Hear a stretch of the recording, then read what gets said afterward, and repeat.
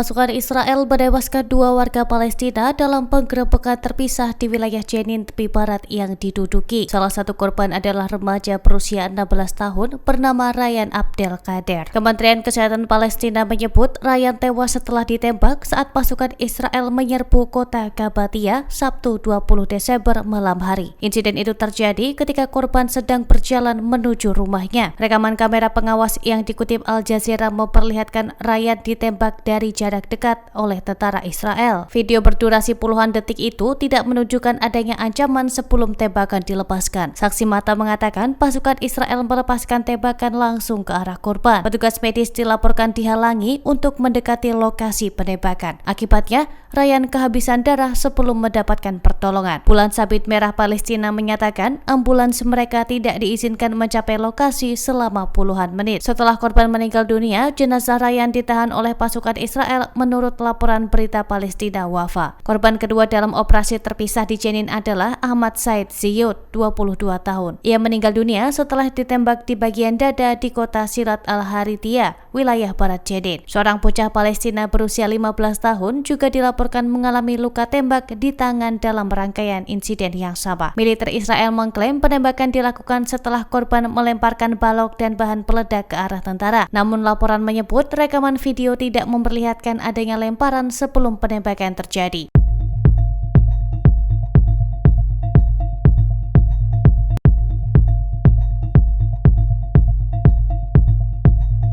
Para pakar yang didukung PBB menyatakan terjadi perbaikan pasokan makanan dan gizi di jalur Gaza sejak gencatan senjata diberlakukan. Meski demikian, sekitar 100.000 warga masih mengalami kondisi kelaparan paling parah bulan lalu. Pada Agustus lalu, Integrated Food Security Base Classification atau IPC melaporkan sekitar 1,5 juta warga Gaza hidup dalam kondisi mendekati kelaparan. Jumlah tersebut setara dengan sekitar 1/4 populasi Gaza. Lembaga PBB dan organisasi kemanusiaan menyebut distribusi bantuan pangan meningkat sejak gencatan senjata Oktober lalu. Namun analisis terbaru IPC menyebut 1,5 juta warga masih dalam kondisi darurat. Lebih dari 100.000 orang berada pada fase tertinggi kerawanan pangan, yakni IPC fase 5. Fase ini dikategorikan sebagai kondisi bencana atau kelaparan ekstrim. IPC menyatakan tidak ada wilayah Gaza saat ini yang tidak diklasifikasikan sebagai wilayah kelaparan. Meski begitu, situasi dinilai masih sangat rapuh dan mudah memburuk. UNRWA menilai kondisi hidup di Gaza tetap kritis,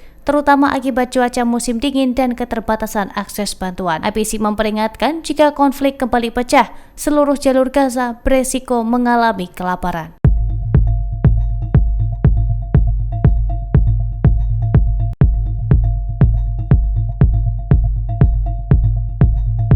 Perdana Menteri Israel Benjamin Netanyahu dilaporkan akan memaparkan rencana kemungkinan serangan baru terhadap Iran. Rencana itu akan disampaikan kepada Presiden Amerika Donald Trump. Media melaporkan pertemuan itu dijadwalkan berlangsung di Resort Mar-a-Lago, Florida pada akhir Desember 2025. Israel disebut semakin khawatir terhadap aktivitas militer Iran pasca perang singkat pada Juni lalu. Kekhawatiran utama Israel adalah upaya Iran membangun kembali dan memperluas produksi rudal balistik. Selain itu, Israel juga mencermati langkah Teheran untuk memulihkan program pengayaan nuklirnya. Program itu sebelumnya mengalami kerusakan akibat serangan Israel dan Amerika Serikat. Meski Israel secara terbuka menyebut nuklir Iran sebagai ancaman eksistensial, pejabat menilai ancaman rudal balistik lebih mendesak. Seorang sumber mengatakan ancaman dari program nuklir dinilai belum sedekat ancaman rudal balistik. Sumber lain menyebut Israel tidak mampu mencegat seluruh serangan rudal pada konflik sebelumnya. Israel memperkirakan Iran dapat meningkatkan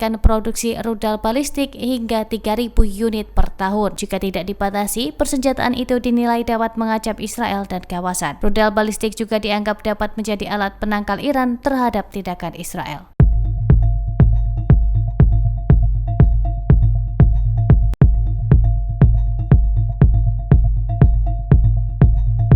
Tembakan berat dari helikopter Israel dilaporkan terjadi di wilayah timur kamp pengungsi Al-Maghazi, jalur Gaza bagian tengah. Insiden itu terjadi di tengah berlanjutnya serangan ke wilayah sipil. Suara tembakan terdengar bergemuruh saat helikopter Israel melintasi area kamp pengungsi padat penduduk. Helikopter itu dilaporkan menembakkan senjata berat dari udara ke arah kamp pengungsi yang dihuni warga sipil. Di sisi lain, Kabinet Keamanan Israel menyetujui pendirian 19 permukiman ilegal baru di tepi barat dengan persetujuan persetujuan tersebut, total permukiman yang disetujui Israel dalam 3 tahun terakhir mencapai 69 lokasi. Serangan udara Israel juga dilaporkan menghantam wilayah Yatar di Lebanon Selatan. Kementerian Kesehatan Lebanon menyebut 1 orang tewas dan 2 lainnya terluka dalam serangan tersebut.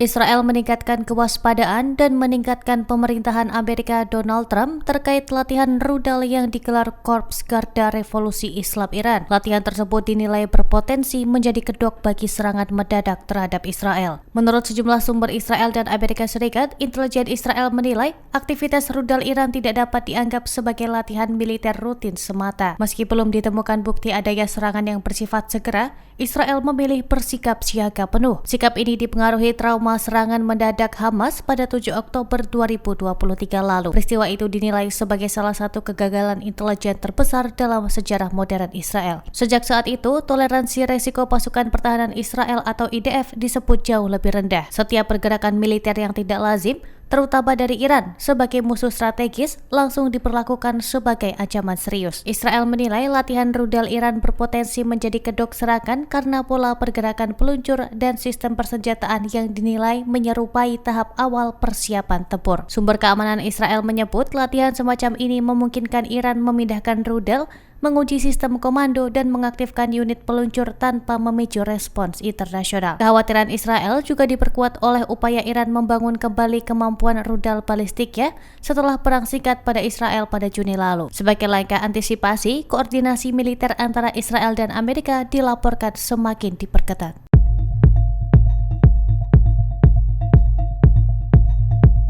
Download Tribun X sekarang, menghadirkan lokal menjadi Indonesia.